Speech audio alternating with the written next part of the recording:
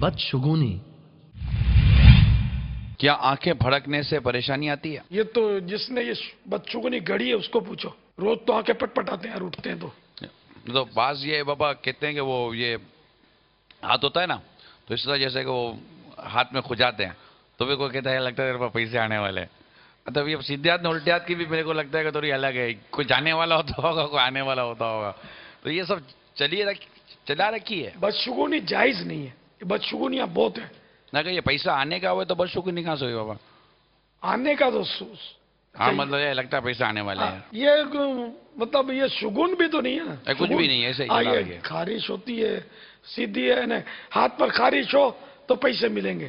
اب یہ تو اللہ بہتر جانے. جس کے سر میں گنج ہو شاید اس کو بھی بولتے ہیں نصیب والا ہے. بولتے کہ نہیں؟ ہاں تو یہ اس کو میرا دلاسا دینے کے لیے ہوگا تو نصیب دار ہے. تو آئینے میں بھلے دیکھ تو چھپا کے رکھ گنج اپنا ہے نصیب دار ہو. اور گنج کے بلے وہ دوائی ڈھونڈتا رہو اور جس کو چاہے اس کو ٹھگ لے گیا. مہنگے سے مہنگے تیل پکڑا دے کہ تیرا گنج چلا جائے گا. تو یہ خوش نصیبی کیوں مٹا رہا ہے بھائی گنج؟ کب آپ بولے مہمان آئے گا.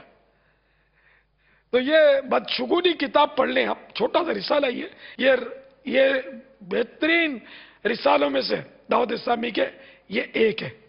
اتنی بدشگونی. ہاں نیک شگون لینا جائز ہے بلکہ سنت سے ثابت. اچھا شگون. برا شگون لینا یہ جائز نہیں ہے. کالی بلی اگر کہیں سفر پہ جا رہا ہے، کالی بلی آڑے نکل گئی، اب گیا کام سے میرا سفر، اب تو چلو بھائی گھر واپس.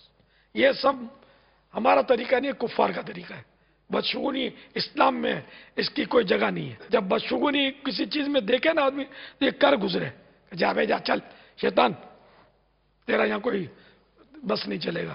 میں تو غلام مصطفیٰ ہوں.